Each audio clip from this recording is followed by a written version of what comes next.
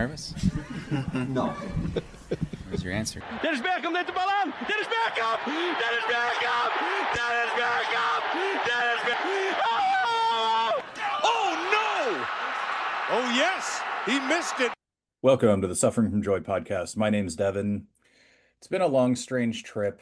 Some ups, some downs, some high moments, some low moments. I think a lot of learning.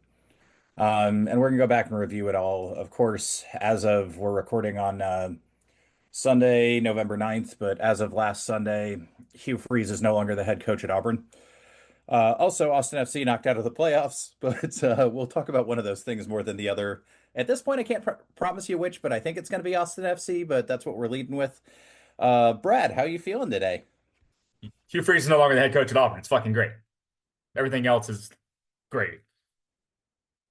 And losing yesterday was also great. It did not hurt my feelings. It was hilarious that the offense was immediately like 100 times better yesterday without Hugh, but doesn't hurt my feelings that they lost because I don't want DJ Durkin to be the head coach at Auburn, and I don't want him to get the momentum to be the head coach because, well, if you need an explanation of why, look up DJ Durkin, Maryland, and find out what happened. Google's your friend. Yeah, maybe they'll go for Bobby Petrino and you can just do this all over again. We tried that in 2003. All right, well, I mean, there's plenty of other scumbag human beings to hire, don't worry. Seth, how are you feeling today? I'm feeling okay. It's snowy up here in Chicago. Freiburg just got a beautiful volley to take the lead against San Pauli, and we keep on going here. Yeah, Brad and I are excited next week to turn our CFL mini features to going to the actual Grey Cup, where your Sasky boys pulled off a last second touchdown to win the West yesterday, and Montreal hit a last second field goal to win. It should have been a game-winning Rouge while they could still do that, but we'll take a field goal too. So we have to hear some more French. It's okay. You're already getting ready. Oh, But Scott, I will how are say you feeling today? the last thing I'll say here is, do you guys know what the Winnipeg Transit card is called? No. Brad, JetBlue. No. If I remember Tony's text correctly today, it's WePeg. No, it's a Pego card. Oh, Pego. Excuse me. Sorry. Is that like a punch card? Like you go 5, get a 6th one free? Like, how's this work? I think it's just like your transit tap card, but they do provide free shuttles to the Grey Cup, so we will not have to pay for transit on Grey Cup Sunday next Sunday. But there is still We're taking Pego to the Cup. yes. Good. I would expect nothing less, and we expect a full travel log report too. We will do a post. We will do a post Grey Cup pod at some point in the next couple of weeks. Yeah, I will be in Jacksonville, Florida. And Scott, are you going to actually be the only one in Austin, our designated survivor? Yeah, I'm designated survivor. With how things are going right now, like anybody on a plane is taking your life in your own hands. So I'm just going to stay safely in Austin. Yeah, Apparently they're not canceling international flights, but I don't believe that until I get back from Canada. Yeah, we'll see how that goes. I mean, they can't interrupt the Grey Cup. Clearly, that's going to take priority. So you guys will get the 2 air traffic controllers still around. They know what's up. But anyway, we got a playoff series to talk about. And I think we should kind of take both of these games as one conversation since it is a set. We can kind of focus on the first one since I think there's more to that game if you guys want to. But first game, we come out in the back kind of 3-5. We previewed it. We said this, break up the play. We started shoving people as soon as the game started. Ilya shoulder checked a guy. We started playing this game pretty much exactly how we kind of had to stay in it with the firepower they have and the fact that, even their defensive side and their midfield don't get as much credit as the attackers. They're still a very, very good, very solid team. So I think we came out how we were supposed to. Anybody with thoughts on the lineup, at least in the first game, and how we played coming out of the gate? I mean, I think one of the things that really did hurt us in this playoff is that Bukhari was clearly never healthy. That even though he started the first game, obviously didn't make the second roster, like he was not himself there. And if he had been himself there, I'm not saying we win either of these games, but I think it would have at least been a competitive series when you're effectively of your $30 million front line that you only had the least effective member of it. That definitely is not exactly a fair stack against what LAFC can bring. No, and I think we will get to that least effective member later in this show. But Brad, any thoughts on how he came out? I like the lineup. I thought trying to match a bit of a counterattack with a five, with kind of playing that five at the back was similar to what we did in Minnesota, right? And try to get LA out of their comfort zone because LA wants to counterattack you. Overall, I loved coming out physical, kind of taking it to them. You mentioned the Ilie foul like immediately off the kick. I thought game one was exactly how we had to play to have a chance to beat LAFC within the series. And the moment we didn't steal game one, we had opportunities, was the moment we lost the entire series. Yeah, if game one was, yes, this is what I want to see, this is the type of game, the tactics I want to see, game two was the polar opposite of that. Scott, you want to walk us through? Yeah, it was an interesting thing because Austin tried to play they tried to play both teams based on being the road, or they're trying to play both games based on being the home or road team when they should have tried to play like the road team both times. I think Stuver even said that for the home match they came out too aggressively, and especially he looked like a dog that had been graded all day that just like needed to run around and get off his line. And I know some of that was tactical because we only had four in the back, but like you could see there was a sense of urgency in the home match that worked against us in the sense that we didn't have the same tactical acumen we did in game one, where, you know, I think that was a really cagey game that could have gone either way. And Austin was kind of unlucky that the deflected goals went in against us more than anything else. That's just kind of one of those, like, the ball doesn't bounce your way. There's another world where, Austin gets that game to penalty kicks and wins, and we coming back to Austin up 1-0, and they play with more confidence that what they're doing is working. And I just thought that the complete change in tactics didn't need to happen. And you can tell that because after Austin was down 3-1 at halftime, I think it was. Yeah. Nico went back to the tactics of the first match. And they looked a lot better in the second half than they did in the first. And so, some of that's on Nico just picking the tactics wrong. And some of it is also just understanding what your team needs to do to win and not letting the home versus away affect your decision making. I want to piggyback on that because that's one of the things that has bugged me the most when I hear people talk about, oh, we're playing at home, so you should play this way, or you're playing on the road. But bullshit. You play the team that you are, and you set your tactics up to win the best, to put yourself in the best position to win against the team you're playing against. The fact that if you're out there and you believe we have to be more aggressive when we're at home, regular season or postseason, I don't give a shit. Versus we're on the road, so we got to be passive. That's what got Josh Wolf in trouble. Was, well, we're on the road, we're just trying to fight for a point, versus be the team that you are that will put yourself in a position to win. And this team, even at home this year, our best games were not when we were attacking. It was actually when we were playing more of a counterattack play and letting the game come in. I go back to San Diego early in the season. One of our best games at home this year. How much possession did we have in that match? Like 35, 40%? San Diego had the ball, but we had so many opportunities. And I think Nico, one of the biggest mistakes he's made this year, this is a team that was set up to counterattack, and we didn't play enough of that style all year. Yeah, and I will say too, like, it's harder to play counter when you don't have Bukhari on the right. But that doesn't mean you just abandon the whole fucking thing. And as a note, per FB ref, our possession against San Diego FC was 24. And I think, going on to Brad's point, I think there is actually a conversation to be had that Nico Estevez doesn't understand how to play the players he has and how this team is built to play. And we'll get into that a little bit, talking about the home match and some stuff that happened in the second half. But I think that's a valid question to look at and question Nico of, and obviously because of the results of the season, where does he think goals come from this team? Because I think his answer and our answer are two entirely different things.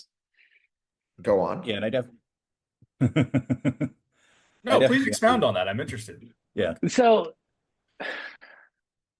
Austin FC scored 4 goals against LAFC this year. And in the 2 games that we won during the regular season, both those goals came on corner kicks. And in the second half of the home match, when Austin's needing goals, there's a free kick. He brings on Kolmanic on at halftime, which is the right decision because you get a free kick taker. About 56 minutes, I think it was at the 56-minute mark in the second half. There's a free kick that we get on the right side where Kolmanic can hit it and swing her in. We bring everybody up. We put the big guys on the back post.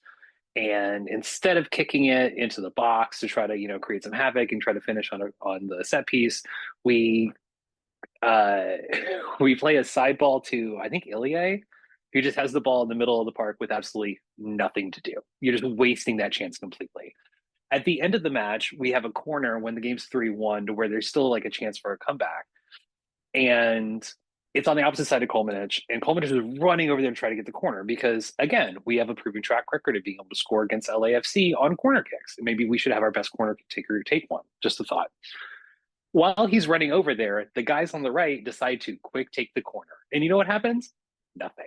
Absolutely nothing comes from it. And I can't imagine that that is not some kind of like tactical thing that Nico's like, no, we take corners this way, we do this. Their free kicks need to happen this way. Like, this is the team that's built to have numbers in the back and attack with speed up front. That's why you spend all the money on the guys up front. That didn't work out completely because we don't have like a third attacker right now, or really a second attacker because Bakari was out. But you still need to try and do that. You still need to try to set up the numbers in defense, because if you don't have those numbers in defense, LAFC just scores on you, which is what we saw in the second game. This team is built scoring wise to score goals on set pieces.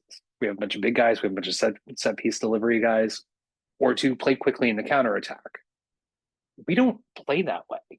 Like, there's so many times where we just aimlessly have possession and kind of like try to play pretty triangles and blah, blah, blah. And like, that doesn't work. That's why our offense was so bad, is that we can't play that way and score. And instead of just turning the dial to playing like a road playoff team or playing like a road Open Cup team that worked, we just don't do that. And I wish somebody would have asked Nico about like his basic understanding of how this team scores goals, because I just don't think he understands it in the way that like those of us who watch the games do.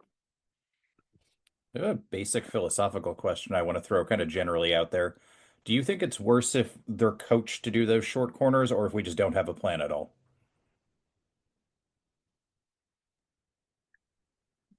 I think it's worse if they're coached to do it, to be honest. Like, there are Yeah. short corner routines that can be practiced and like make sense in the sense of like you're trying to get specific matchups, or you're trying to like move the defense in a certain way. That's not what we do. We just kick it short and then just nothing happens. Like I think that's a basic misconception about short corners, is that like you're trying to do something. We don't do that. And if they're choosing to do that on the field, Nico needs to run on the field and yell at them, or get the captain to do it or something, because that shows that they either aren't listening or don't care what he says. And both of those things are bad. Like both of the options you gave me are bad options. Yeah, it's like the classic politician. No, I'm not corrupt. I'm just an idiot. It's like, well, that's also a bad option. Yes, I'm lying, but hear me out. Yeah, exactly. Um, I think that's a good point, and I do wonder how much Nico's going to have sway over the moves in the offseason, how much Roto's going to try to say, "Hey, Nico, how do you want to play? I'll go get your kind of players," or anything like that. But I think we can talk about that a little bit more at the end. First goal of the series, kind of an unlucky one. Basically, Hollingshead goes rogue, whacks it across in the zone of uncertainty. Woo! Ball ends up in the back of the net off Heinz Ike. Uh, I people are giving Heinz Ike shit for this. I think you got to try to make a play on the ball, and it's just sort of an unlucky bounce. Any other kind of thoughts here, Seth or Brad?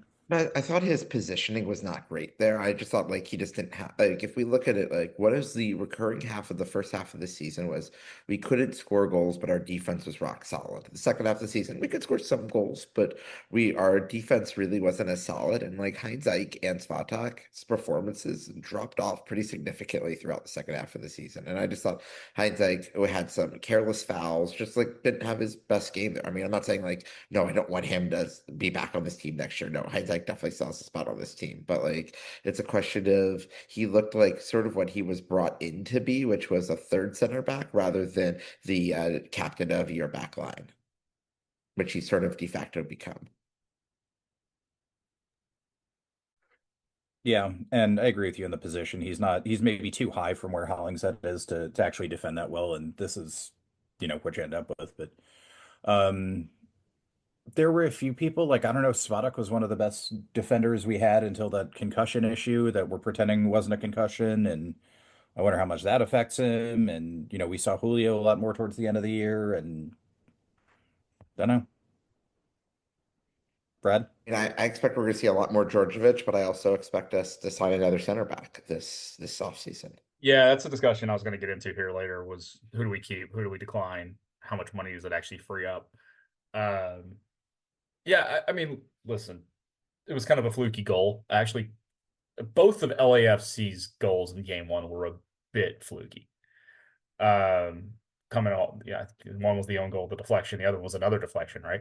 So I didn't think Heinz Eich's position was great, but I don't think Hollingshead did anything special to score there. Or nor did LAFC as a whole in game one. And that's why I completely go back to when we didn't steal game one, because every opportunity was there to take game one.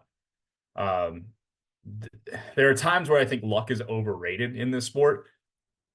I actually think Austin FC was unlucky for pretty much the entirety of game one. Even on our goal? Yeah. I mean, we scored, but the two that LAFC got were both off deflections. Like they didn't have a real clean goal the entire game in the first outing. So I don't know. It just felt like that was a game that probably deserved penalties, but that's not what happened. It's okay, it happens. But Heinz Eich's positioning, as Seth said, was a little too high, which was easy enough that allows for the deflection to go in. But just overall, I don't think I don't like looking at one goal necessarily as the whole thing. I'm more of a bigger picture thought process in how I look at stuff. I just think the entire game was really one that Austin played well in that first game. Yeah, and I mean, there's a minor hint of Hollingshead being offside there. We didn't get a great replay. I saw a couple of stills where it looked like, he's about a head over, which is not a small amount of offside, but I don't know if that's part of why Heinz Eich's high there, or if you guys have any thoughts on offside, not offside. I know it's been a little bit of a thing more and more in some of the other playoff games, but I mean, if a defender deflects a ball, I think this applies to both goals here. If the ball goes off a defender, it doesn't matter if a player is in an offside position at that point because it's a deflection, and that applies to both of these goals here, which is really annoying. And it's like, but these are the laws of the game. Like, if you have a deflection, and I mean, Seattle got their second goal against Minnesota yesterday that way. Like, Miskowski was clearly in an offside position, but it deflected off a defender. So okay, it's not offside anymore. yeah, I mean more the initial entry pass to Hollingshead here looks Uh, offside. if you again, this is good. I feel like I just need to press a button on this pod because this is probably like the 15th time I've said this in the last 3 years. Apple TV was supposed to promise us more cameras. We don't have Yep. enough cameras to be able to see this. I mean, Columbus got a goal yesterday against Cincinnati that I am 95% sure was offside, but we didn't have the definitive angle to prove that. Yeah, for MLS, I prefer this kind of like eyeball it thing, but you got to have the fucking tech to do it, right? Yeah, it's not even like I don't need Premier League lines. I mean, I wouldn't mind the auto offsides that was been used at what's called at the World Cup Euros, like of just like move quickly. Like that I don't want to wait for like 5 minutes to see, oh my God, did his the fingernail on his pinky go across? Like, no, like that's stupid. But like it is or it isn't, and you have the technology. I mean, this league still somehow freaking doesn't have goal line technology. Like that is insane. It is not that expensive to put this stuff in. I don't know. Maybe they'll get on it with their flush with World Cup cash. But you know what? We still have a team that doesn't have a stadium for next season, so I guess there are bigger problems to have in the league. Yeah, they'll solve that like a week before the or before the season starts. We'll see about that. It's like it's a mess. Yeah. Any other thoughts on kind of that first half of the first game or Like, I mean, overall, like I got to the point where I was like, okay, we went down 1-0, but like I didn't feel dejected about being down 1-0 at the half. I was like, you know what, we're at least like in this match if we can get a lucky moment, which we did in the second half. And it's just like, okay, where do the chances fall? And yeah, we weren't really creating enough opportunities in the first half, but we also weren't getting crushed. Like, I mean, compared to especially the second game first half, where it's like, oh shit, this is the demoralizing LAFC that we expected. That wasn't what we saw in the first game, which is why we should have smashed and grabbed that. yeah, I mean, I was feeling pretty good at halftime. Like, okay, we're, a set piece or, just a weird break or something happening away. Like, I've watched Arsenal fuck this game up from LAFC's position 1,000 times. Like, this could definitely happen. And I then we mean, win in penalties. I was supposed to say like including yesterday. No, that was a little different, but I mean the like total domination. Sunderland actually played pretty well and did what they wanted to do. They're But they're a fun team to watch, I gotta say. Like I've been very impressed with what they've been able to do up there in the Northeast this yeah, campaign so also far like a this center season. back comes up and like smashes a ball into the fucking upper 90 out of nowhere, and then your goalkeeper loses his mind for 2 seconds, which I guess that could have happened against Lloris too. But um yeah, I mean it's a one goal, anything can happen kind of thing. Even if we're not, beating their door down or anything, like just one weird moment, which is kind of what happened. Um, Scott, you want to walk us through our goal? Going back to what Brad said about unlucky bounces, you can actually think of this goal as having a lot of unlucky bounces to it. It just there were enough bounces that eventually one turned over. And I think one of the most damning things about this roster is that John Gallagher is still probably top five in best finishers in front of goal, which is really not something you want from like a left wing back or a left back, even though he's played everywhere. No, I think this is also a really good example of what Owen can do in terms of having control of the ball and being able to pass in the box and find just an open guy no matter where he is. And that's really the progression that this team needs to make for next year. Is assuming he's here, obviously, is getting Owen to those positions more and keeping him more central.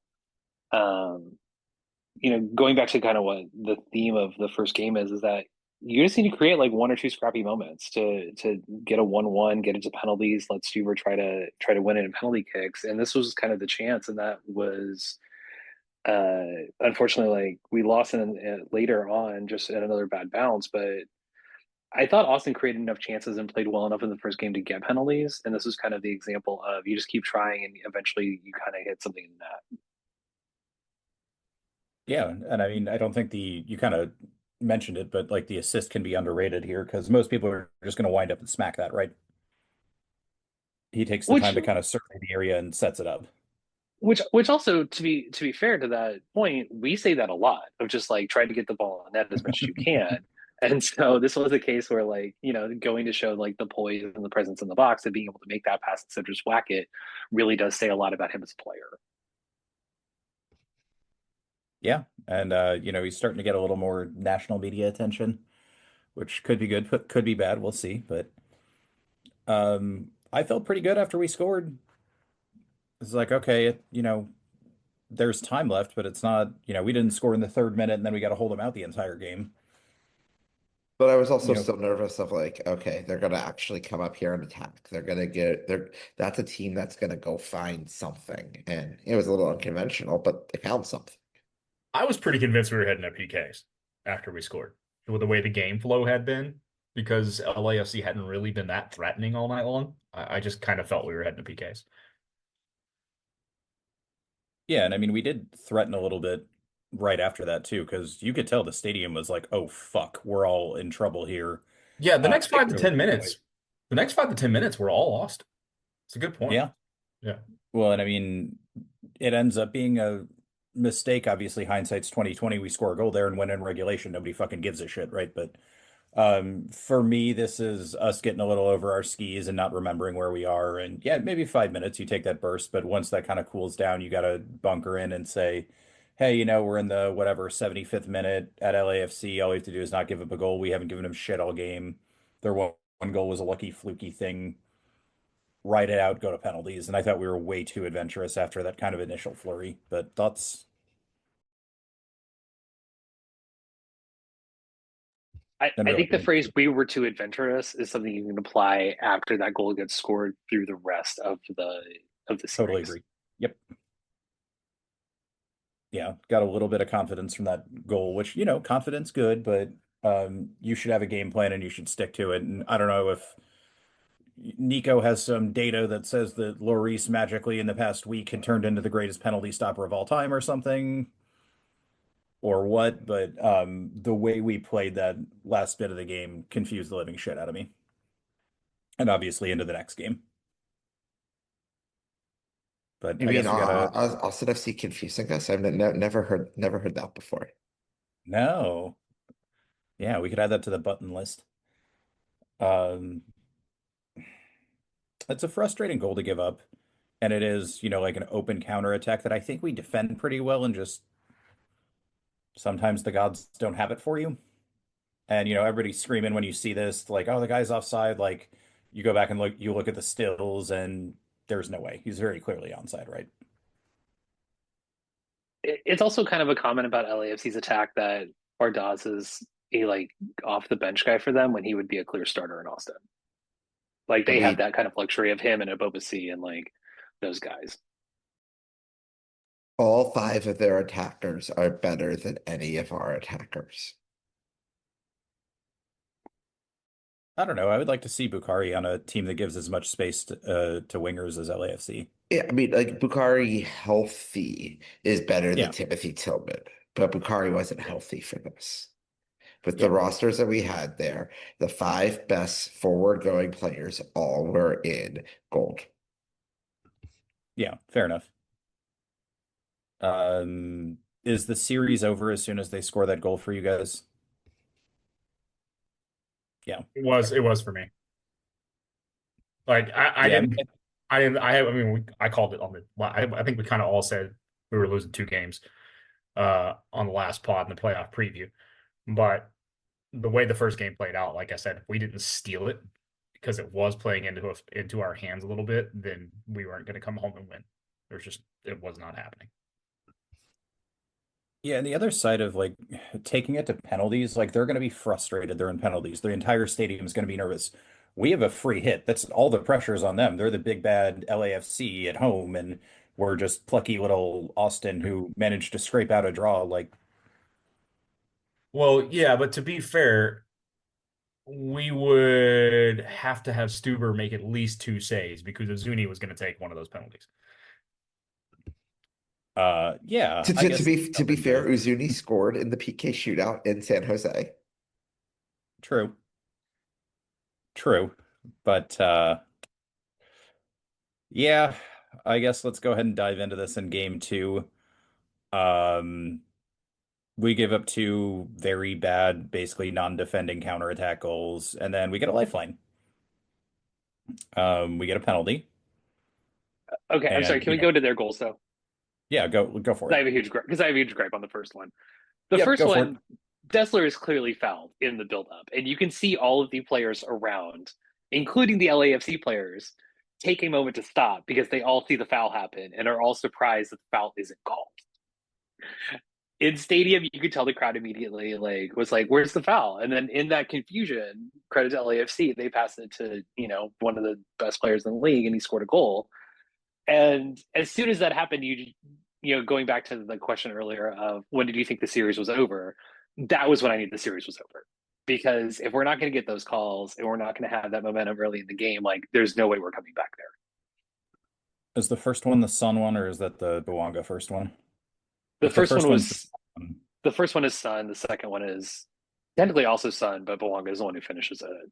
okay. That the second one is the one where Stuver comes off his line because after just getting beat 1v1 by Sun, he decides to come out to try to prevent him from having a 1v1, misses the ball, misses the man, which you have to take one of those out. And then eventually the ball gets to Bouanga on the side. And hindsight, I don't want to criticize the positioning on this a little bit, but I thought that in terms of what was going on around him, he should have hugged that post more defensively because Stuver's coming in from his left, and it really would have taken a really pinpoint finish had he taken that post away. And I thought he kind of left Bouanga an easier finish than it should have been. Yeah, it is a good finish though.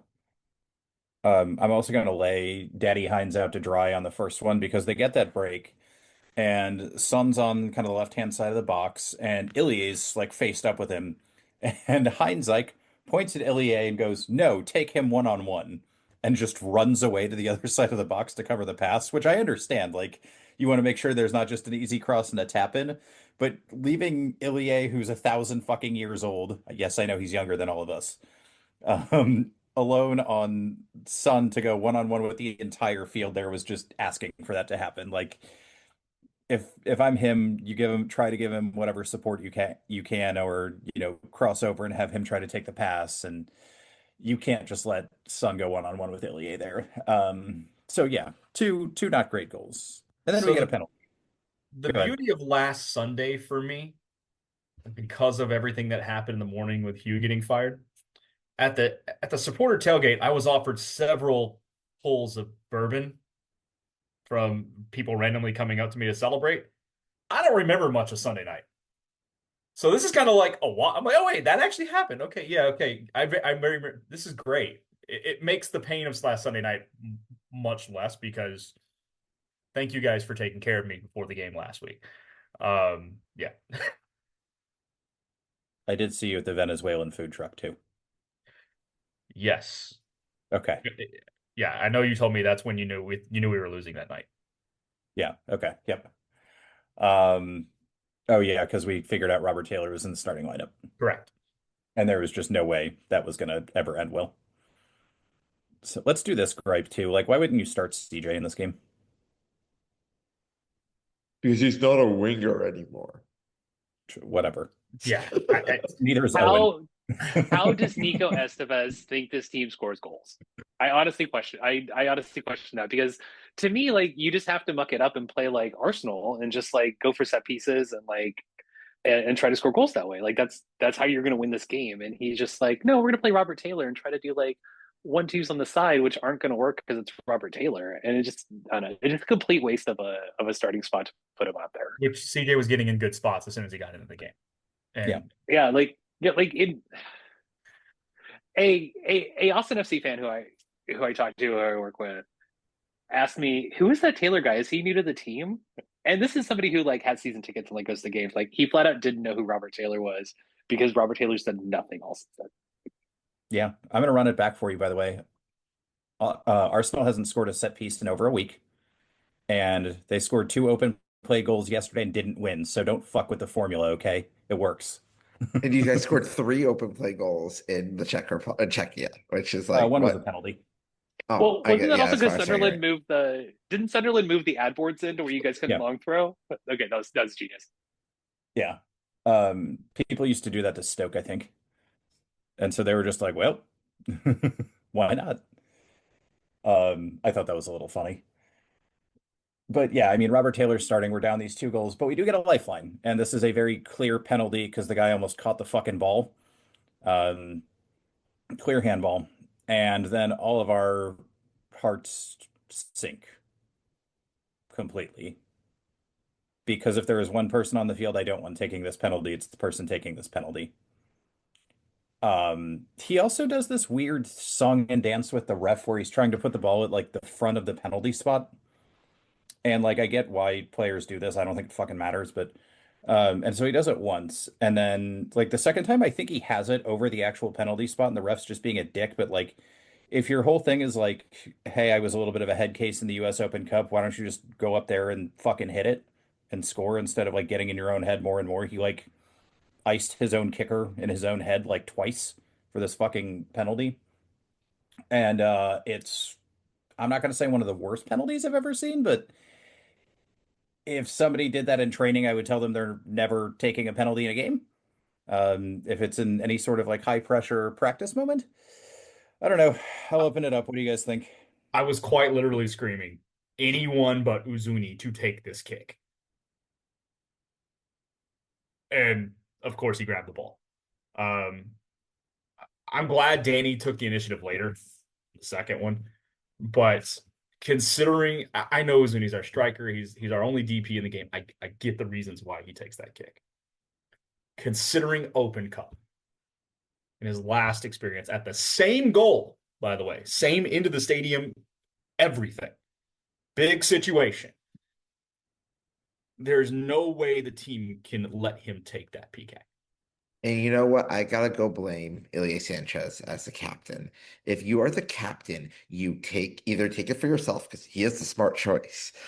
Dude, we should get our payment from RBC, whatever, wealth management. But like whether it's Ilya, whether it's Owen, whether it's Danny, who clearly did it successfully later on, like you have plenty of options. Fuck, I'd rather see Brad Stuver take that than at this point. Like, you know what? Just like go up and anyone but this. I mean, honestly, if we did a random thing of the South End, let's pick out people here. Like, I think that'd probably fare about as well as the Zuni's PK did. Missing Yeah. one PK occasionally happens. Like it Yeah. happens. That's fine. But the pattern of easy misses, not just on PKs, but wide open fucking shots and goals all year long for Uzuni should inspire no confidence to let him take a shot from the spot right now. I mean, No, and I mean, Austin had a chance early where they got a Zuni on the keeper and he skies it over the bar. Like, it's not the worst penalty I've ever seen because it was at least on net. I think the worst penalty I've ever seen is still John Terry in the Champions League.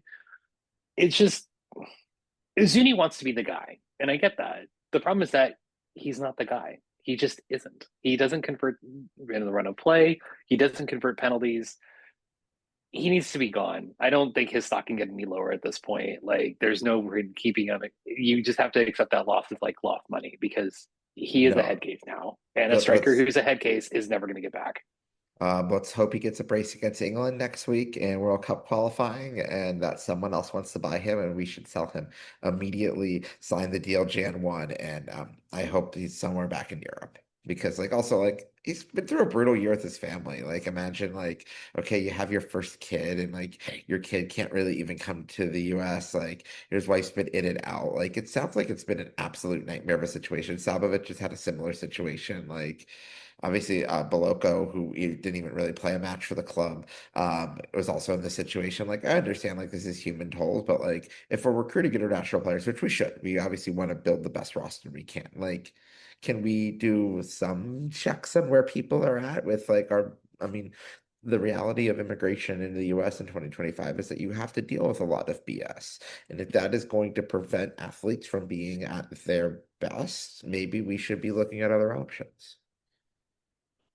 yeah, I would hope you would have somebody on staff whose job is essentially like, they can do other things, but like, hey, let's think about this side of this. Like, you know, you said, strikers who are head cases are never coming back. Like, true, but you should be able to foresee some of these things, right? Like, it's not like he just randomly went and, lost his mind or something, but um this is something I agree with you, Seth. The club definitely needs to work on. But yes, this is Ilya's fault. This is also Nico's fault because he should have, and maybe he just pulls Ilya aside and says it to him, but he has to say at least like that same end or a high pressure penalty, like Uzuni cannot take this because if he misses it, he's literally done.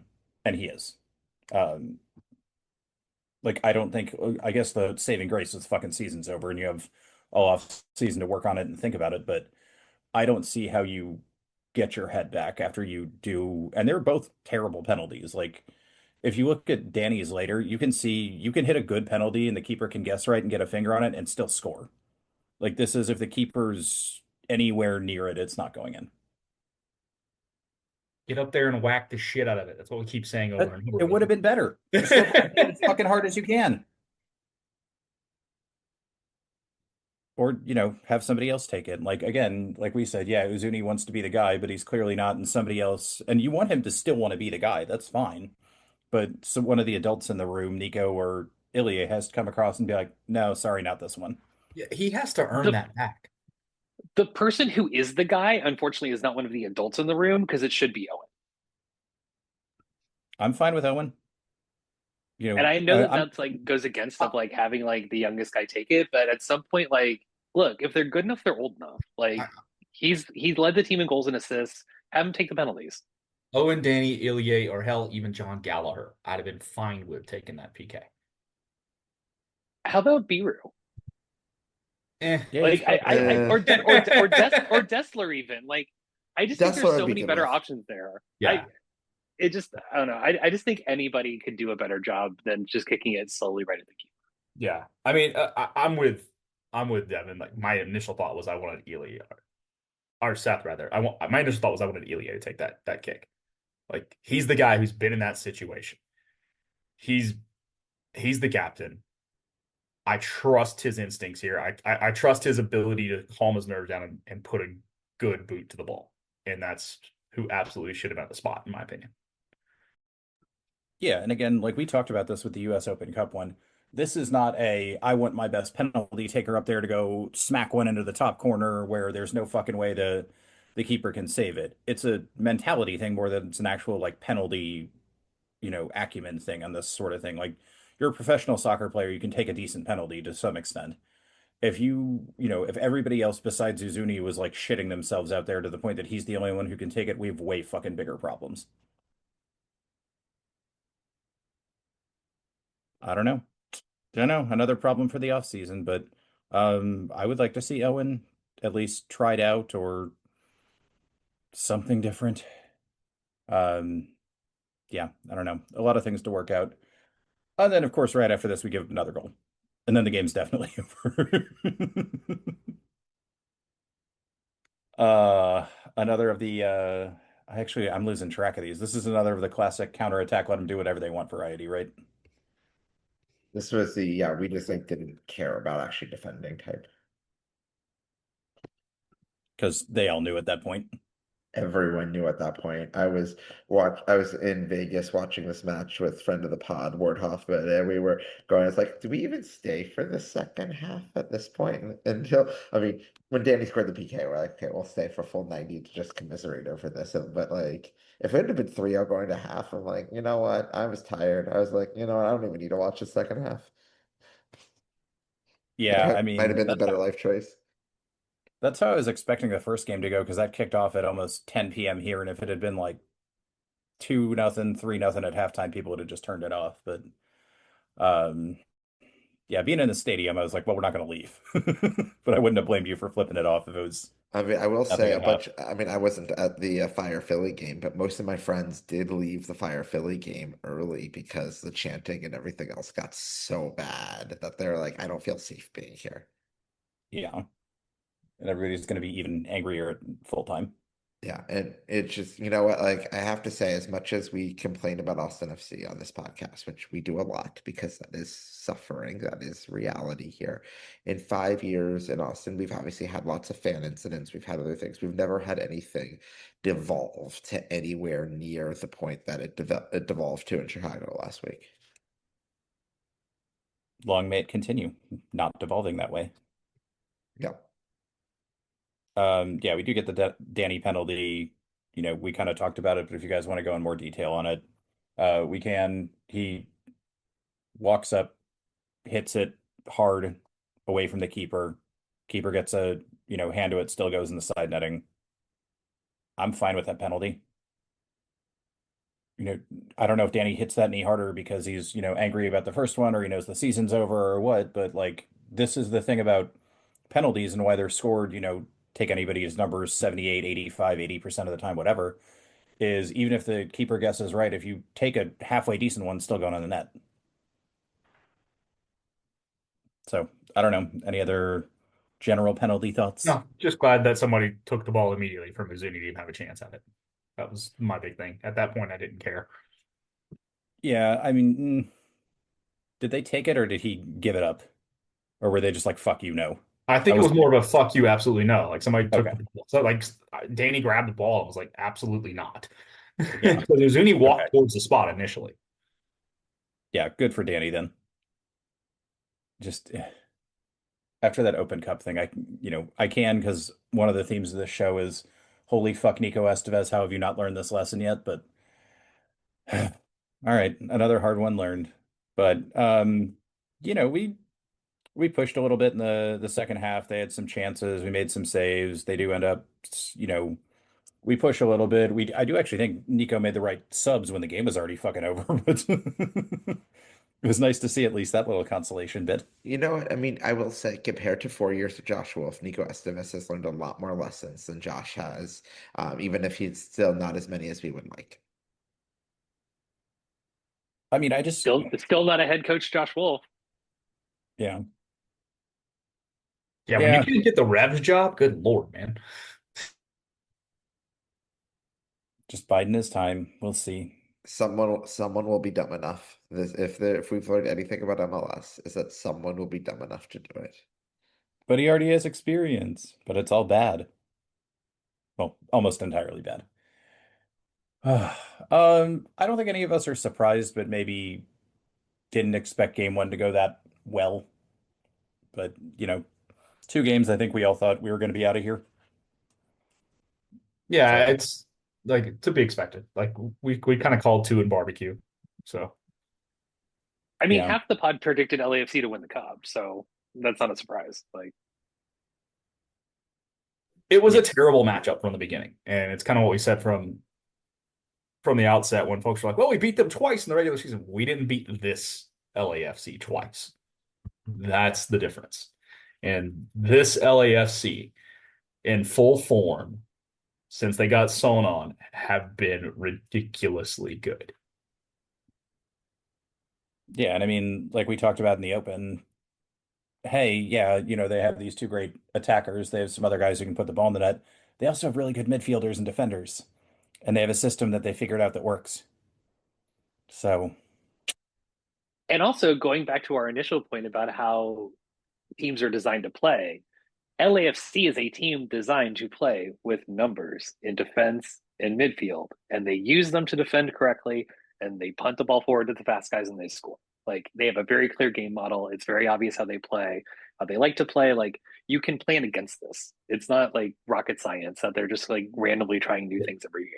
I'll be interested to see what Toronto's next step is after this But he- because, he's moving back to Germany. but does he have a job offer on the table? That's the He question well, I had. I don't know necessarily at this point, but I know that he wants to continue raising his family in Germany, and I would not be shocked if he ends up back in Hanover as coach or at some other place in the Zweite Liga or even in the Bundesliga. He would definitely be Yeah, qualified at this point. if I say it wasn't just moving Especially if back. LAFC. Sorry, what my question was about just moving back. It was more like Toronto's next step in a career. Like, Yeah. where's his next stop? Because yeah, like Scott, you were just talking about Bundesliga. Like he's done enough to warrant getting a Bundesliga job, in my opinion.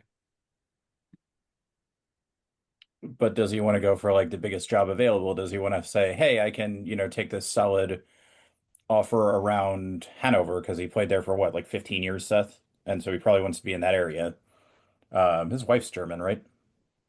Yeah.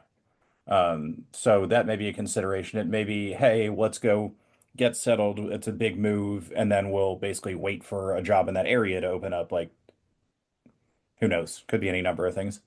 He's also at the point in life where he can afford to take a year off if he wants. Must be fucking nice. All right. Any other closing thoughts? And then I want to do a little bit on kind of what we're looking at going forward. All right, cool. The closing thoughts are LAFC Vancouver in 13 days is going to be an awesome match. And even if it's up against great college football games, you should be blocking out your calendar, at least have a screen on that. All right. Plenty with you know, do some on the multi-view, some on the laptop, some on the phone. It's doable. All right, so this offseason, we'll open this up. Start with Brad. What is your number one priority? Buy out Taylor and Obrian. um, there's a lot of we have a decent amount of money freeing up if we decline the right options. So Cascante, Heinzike, Rubio, Sanchez, Danny, Farkaloon, Riley Thomas, and Stephen Cleveland are all on options as far as that we can decline them going into next year. Just looking at the obvious ones, if you decline Cascante, Rubio, Elie, and Cleveland, that opens up $1.9 million in salary Why would you decline Rubio when you have him on a supplemental deal? because he's $208,000. But some of that is being, maybe. Yeah, I personally I don't necessarily think he's brought enough to justify the contract. As he's also aging up. And then if you can get a buyout of Taylor and Obrian, who both have one more year before their options, that opens up another $1.1 million. I think I don't think you have. I don't think you necessarily have to buy out either of them. I think you could sell them on very cheap deals. Obrian, you could sell on a deal to somewhere in Colombia for like $100,000 or something. And Okay. since Robert Taylor has highlights of Messi, someone will buy him. I'd be happy to do it. Either way. Send him back to Finland, put him on the same team with Alex Ring and Team of Fuki.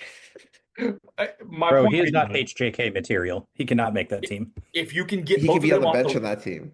point being, though, if you can get both of them off the roster, that's another $1.1 million to open up. Like there's potential for $3 million to open up off of this roster without losing anything that I really worry about when it comes to firepower or defensive spine, anything. Elie would be the only question mark there, but I think you can replace Elie for $600,000. Yeah, and, I and mean, I also expect Ilya could just take an assistant coaching job with this team too. Yeah. yeah, I mean, if Elie is not gonna, I mean, we're paying him for captaincy more than his on the field stuff, and if he's not gonna take the fucking ball out of Izuni's hands, We're paying bye. Stephen Cleveland $250,000 this year. Damian Loss will be the backup next year, and Damian's I've making already one. yeah, and Damian will probably be the starter by the end of next season. Damian's on half of that amount of money right now. I know he's loaned out, but there's so much money to open up on this roster that we can build serious depth if we just decline the right options and get Taylor and Obrian off this roster. There's a lot of options that open up all of a sudden. Yeah. I'm gonna go ahead and next down the line. Scott, what's your number one priority this offseason? The number one priority has to be figuring out who plays left wing or left-sided attacker. I think it's very obvious that we have two options at striker, and really one of those options is probably not going to be 100% until the end of the next year. So we're just kind of stuck with Izuni if we're unable to sell him or bring in another DP. Bukhari's on the right. We need somebody on the left to balance out the attack who can either, finish Bukhari's chances or also be a creator to help, provide some balance in terms of where our attack comes from. But to me, that's the biggest question and the spot that is the most up in the air in terms of both how we want to utilize that spot in terms of like player type and whether that solution. I don't see that solution as being on the roster currently.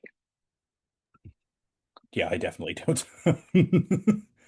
Well, because I know some people are going to say Owen Wolf. I don't want to put Owen Wolf there. I want to get Owen Wolf central and let him be more of a conductor maestro if he's here next year than shuttling him out to the wing. Yeah, and Yeah. I think, well, Scott, you lean into my second question. I think you're right on identifying the number one priorities. Number two is just what does this midfield look like next season?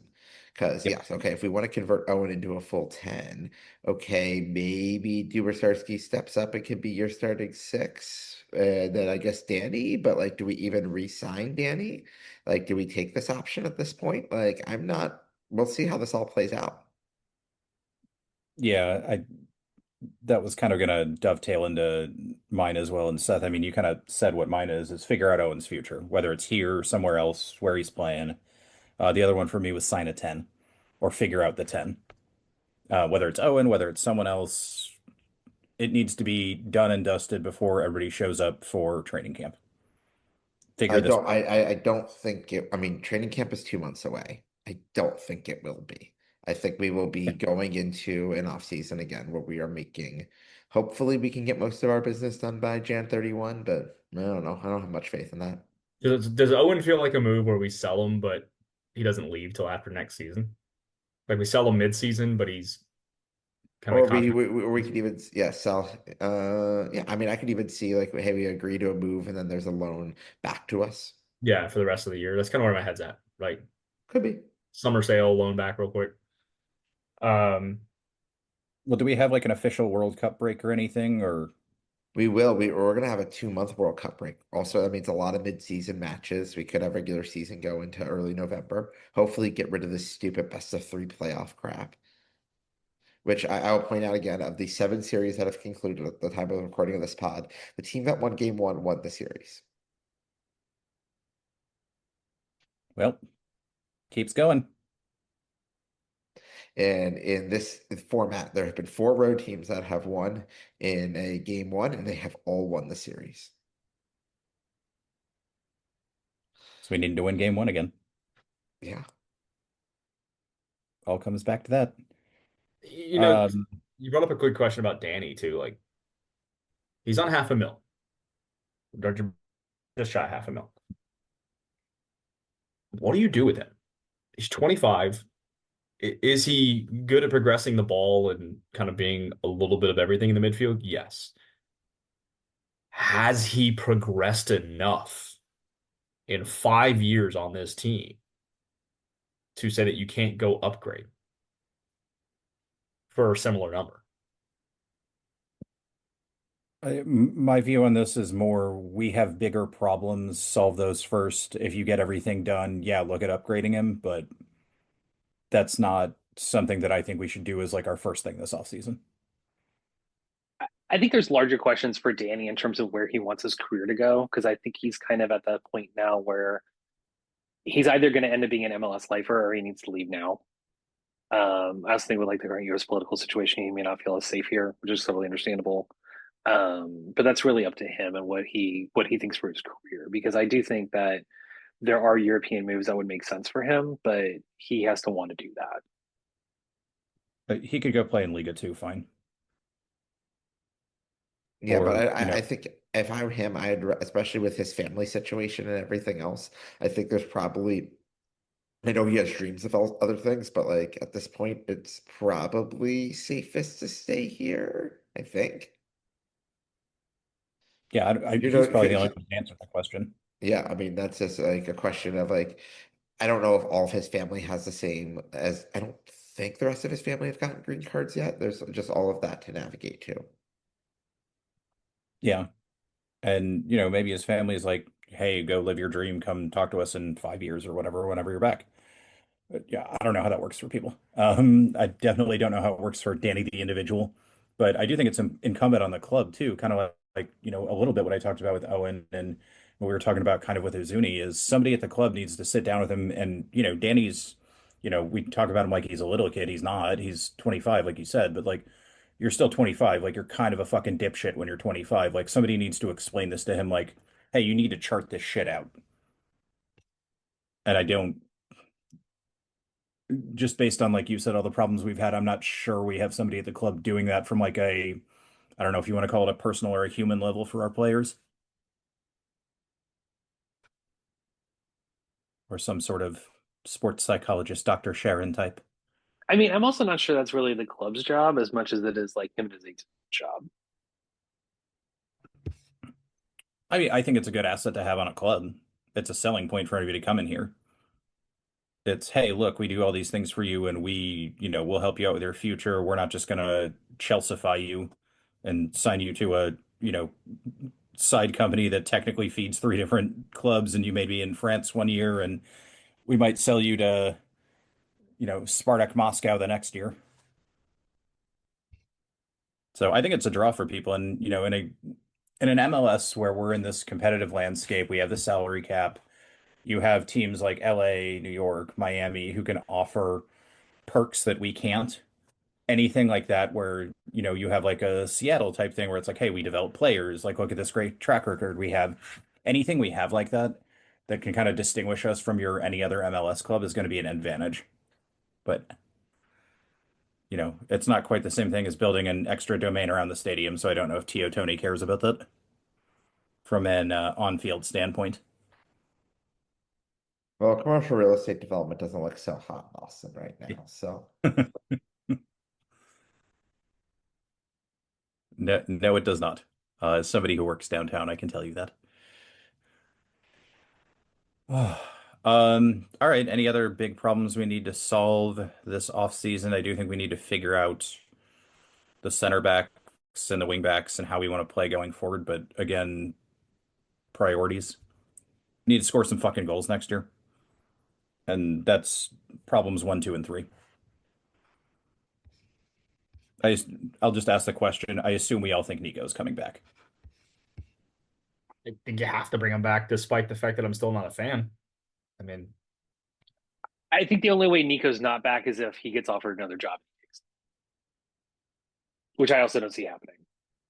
Nico's back. That's fine. And I'm glad he has a 2-year contract apparently, but that's never been 100% confirmed, which is also crazy. Yeah, I thought I saw a rumor a couple months ago about it being 3 years. I thought it was 2 years as an option for a third. Maybe that's what it is. yeah, I need to see improvement next year. I mean, we improved this year, made the playoff, Open Cup final, great.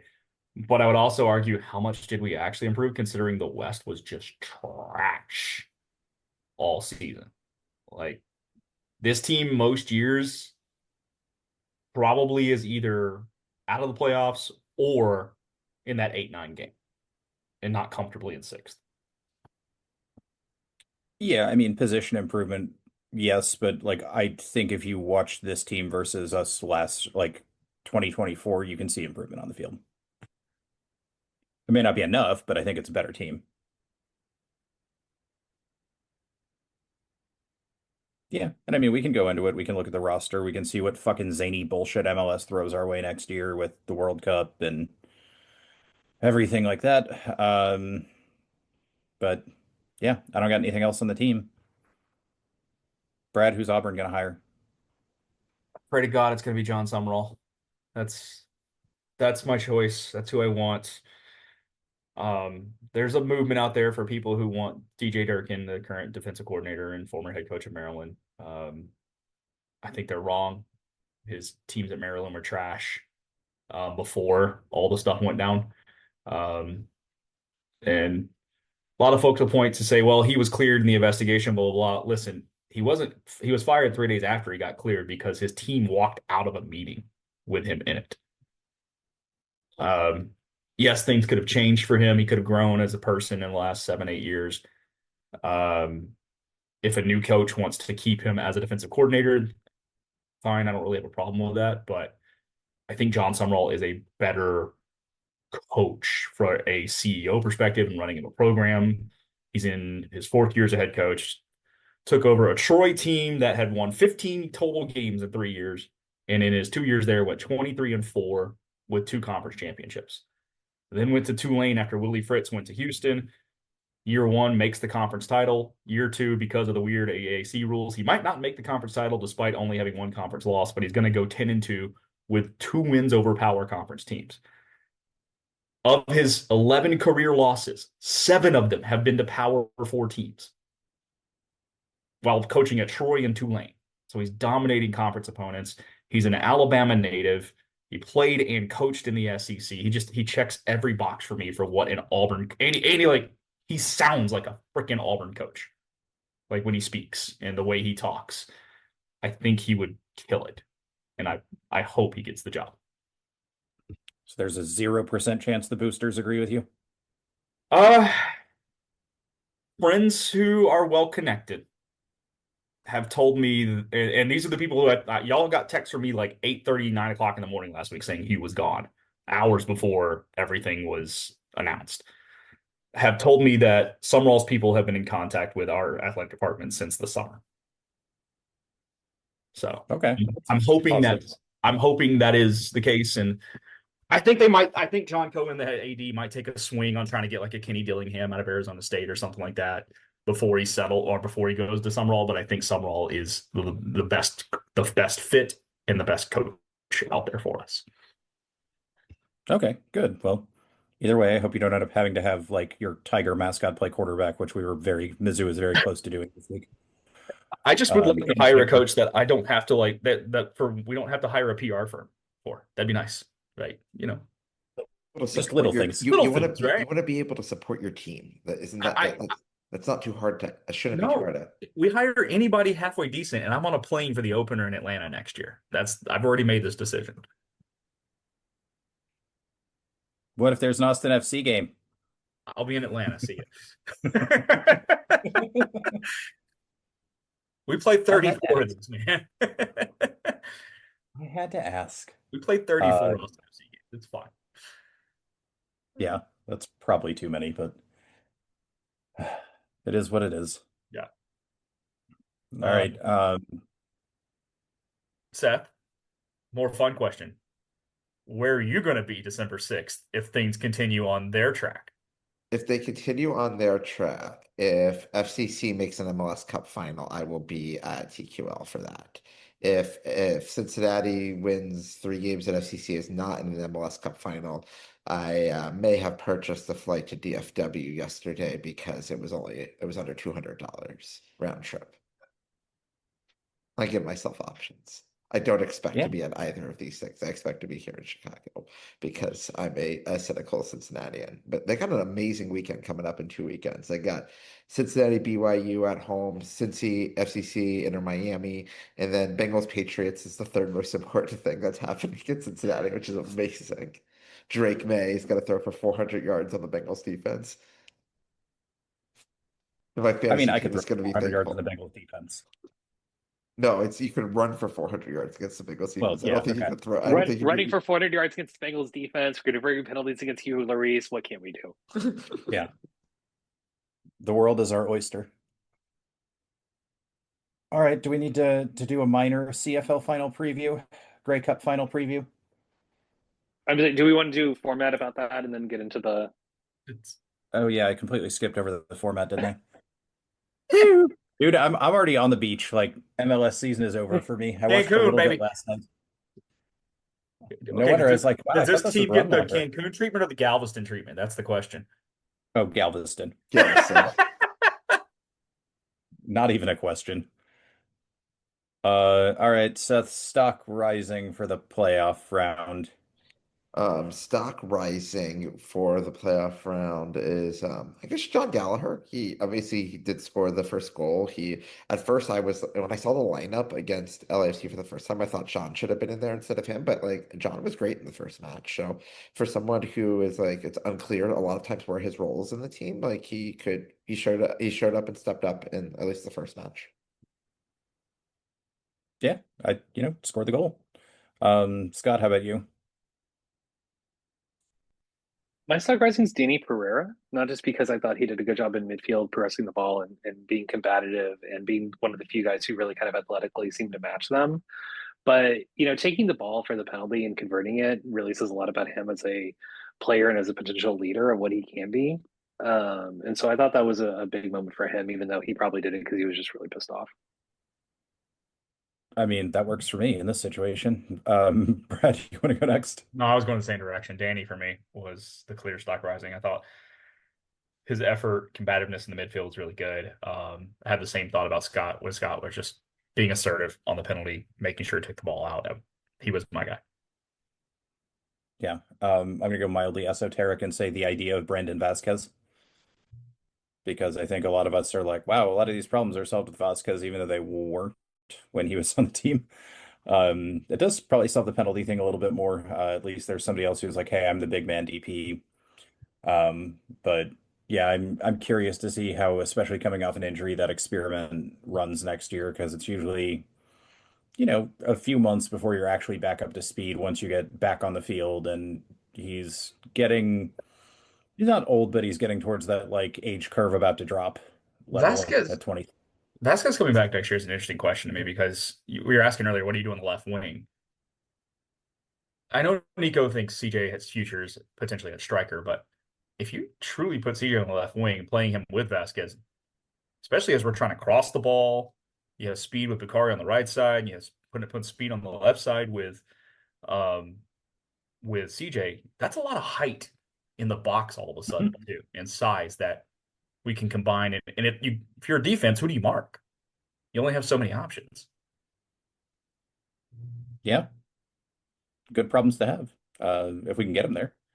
Well, it's not that if we can get him there, it's if we can get a head coach that can pay attention to little things like that.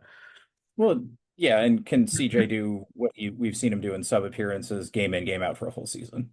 Sure. Yeah. I mean, I'm just opening it up. It's not a guarantee. Scott, you want to give us your stock falling? I think he's now down in the penny stocks, but Mirto Ozuni, there's Think just no faith in him converting chances in the run of play. There's no faith in him converting penalties. I don't know that stock can get lower than penny stocks. I'm not sure if there's something like negative below that, but he's down there now all of Austin FC's fan base. I think everybody's done with him. I mean, you can buy micro shares of stocks. Oh, or maybe it's like the micro shares of horses that Brad told us about. Yeah, Maybe no. he's down to that level. No, he's down to the level of whatever they were selling in Wolf of Wall Street. Like the Aerotime Dynamics that was out of a shack. What was that? Not a popular guy. Brad, while you're up, you want to go? Yeah, I go Hindsight. Positioning wasn't great. I thought he was a little rough in both games. Had a really solid season overall, but not good for the playoffs. No, he had a rough couple games, even aside from the own goal. Seth, how about you? Yeah, and then just adding on their spot talk. Like he was not great and not great around. Yeah, he had the lowest G minus of any, or I should say the highest G minus, lowest G plus of any center back who started most games in the second half of the season. That's not great. As much as I like him, I mean, we talked about this earlier. Like, I don't think he really recovered from his concussion at all, and it just makes me question some of what's going on with the medical staff. But I don't know. We have hope again because Brandon Vasquez is out running, so who knows? But it's just like, what's going on here? Are we pushing guys back too early? I don't know. I don't want us to be the Mets. Yeah, I don't. And it felt like they were kind of like half stepping it too, where they would like put him in and then bench him for 3 games. And I I would like to know, but I don't think we ever will, what was going on with that situation. But I agree, like post concussion or whatever you want to call it, post that head injury, he's looked a little shakier. Um, I'm gonna take the easy one and pick Nico because I think he fucked a bunch of things up in this, and like we said, allowing Ozuni to take that penalty is ridiculous. I don't think we need to go into it any further. Brad, you want to give us your moment of suffering? Or I was on mute. I think it's when we were at the Venezuelan truck when you and I looked at each other and said, "Oh shit, Bukari's not in the lineup." Oh, Robert Taylor's starting. Oh, there's no Bukari anywhere. Fuck.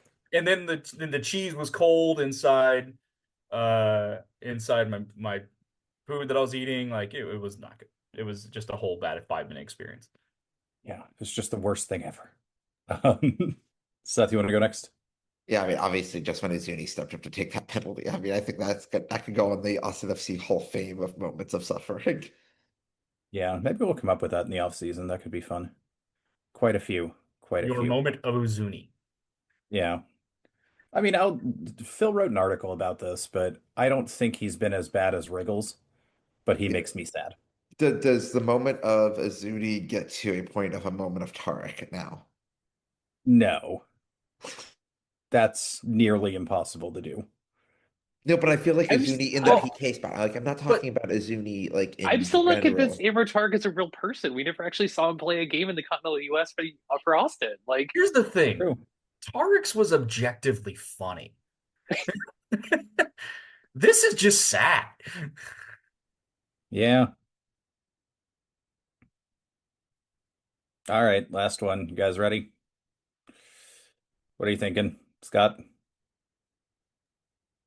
my moment of suffering is actually two, which is that I got to watch Austin FC get eliminated from both competitions they were in at home, thanks to Mircea Ozuni missing penalties. Yeah. Okay, And that's a amongst good a lot of choice. other things. But it had a weird sense of deja vu of just, you know, the other team has actual DPs who are very good players and very good finishers, and we have a Zuni, and that's ultimately the difference in those games. On the same goal in roughly similar parts of the match. And the penalties got worse. That was the other problem. Yeah. So we got to have that entire discussion after the US Open Cup and then just relive it in our heads right afterwards. You guys took a lot of the easy ones, but I'm gonna go with the short corner that we talked about at the end of the game, just because it was throw my hands up. Like everything we might have possibly learned about this team in this season has just gone to shit, and we can't even do this very, very obvious let your good guy who's basically only out there to take, set pieces, send the ball into the net or send the ball into the area where you can actually sort of score a goal, maybe. I believe right after that happened, I posted in Slack, short corner in the 85th minute, fly the plane. Yes. I probably would have been up for it at that point, but all right. We got like 2 minutes. Who's gonna win the Grey Cup? I'm gonna go Sasky boys. The Husky boys are going to be the huge favorite. Montreal has a quarterback crisis. I don't know how Davis Alexander stayed into that game. I mean, I was listening to the last 20 minutes of it on Sirius, which was the Hamilton announcer feed, and they were praying for Davis Alexander to stay in the game because they're like, the Montreal backup is actually better. Yeah, this is going to end in the final minute because that's the way Montreal's played all year. So I think we're absolutely in for a classic Grey Cup no matter who wins. Montreal's probably going to find a way to pull out of their ass because that's also what they've pretty much done all season. No. I watched Montreal play once, and they were on their like fourth string quarterback, and they couldn't string together anything. So I was not impressed by the team I saw. But August is very different than November. True in CFL, true in MLS, true in college Yeah. football. Yeah. I'm just telling you, there's too much Sasky there. Expect the crowd to be 90% Sasky. I don't Oh, think that many people are hopping on planes from Montreal to Winnipeg for this. I'm interested to see the crowd split and how many neutrals are there too. Oh, For yeah. this. Assuming my flight gets in on time, which obviously is a huge assumption these days, that I have tickets Friday night to Taste of the CFL, where it's a new event this year as part of this, where I paid more money than I care to admit in Canadian dollars, much less American dollars. But apparently, 9 of the best chefs in Canada are coming to this. Apparently, includes drinks. There will be full reviews of this. It's before Brad and Tony get in, so I will be doing this by myself and Trip. And we'll see if I make it to the airport to pick them up like 5 hours after this event starts. I just assume we were taking an Uber. Yeah, we'll figure We that get in out. at like midnight, man. I just assume we were grabbing an Yeah, Uber. we will see how this all goes. Yep. And All Freiburg right, just beat Scott. St. Pauli, so another 3 points in the book. Nice. Scott, who you got? Alouettes against Rough Riders. Oh, see, I'm also going Sasky. I think they're a better team. I think they're going to have more of the crowd on their side. At some point, like the luck's going to run out for Montreal, and I think it's going to be in the Grey Cup, as it All should right. be. Yeah. There you have it. All the news that's fit to print. We will try to get you guys relatively quickly, but we'll see. We're gonna take a little bit of a breather and get some stuff done, and then get some off-season commentary going for you. But we'll try to get that CFL travel log for you. In the meantime, it's I been was a gonna lot. say, are we gonna do CFL and dog championships that you're going to in Jacksonville? We'll see how that shakes out. Yes, I'm going to the UKI National US Open Agility Championships in Jacksonville, Florida, where I don't remember the number. I think it's over 800 dogs are running in the finals, and I have two. Um, we'll see. I'll put out some graphics. We got stickers in, so I'll start handing those out when I see people around. But yeah, it'll be a good time. I think you can stream it. I'll try to put that either in the show notes or pop it on our social media. I hope it's a free feed. That I hope there's no premium feed for this. Yeah, there's no premium feed. What's the line on draft? I don't know yet. They've only sent me the FanDuel stuff. You can't handicap it No, this far out. no, I'm sorry. When you hit the bet button on that, it immediately calls the Gamblers Anonymous for you to like get help. How many bars will Snuffles in 8-inch jump height drop? Snuffles just took a giant shit. I'm putting like 500 on that dunk. Snuffles, we went over this. All right, we'll get Perfect into end, some of right? this. Perfect end since I have to leave to take the dog to a puppy class. Yeah, we're not going to top that. So good luck at puppy class and for the entire season and the off season upcoming. On behalf of Brad, Scott, and Seth, thanks for suffering with us. Bye.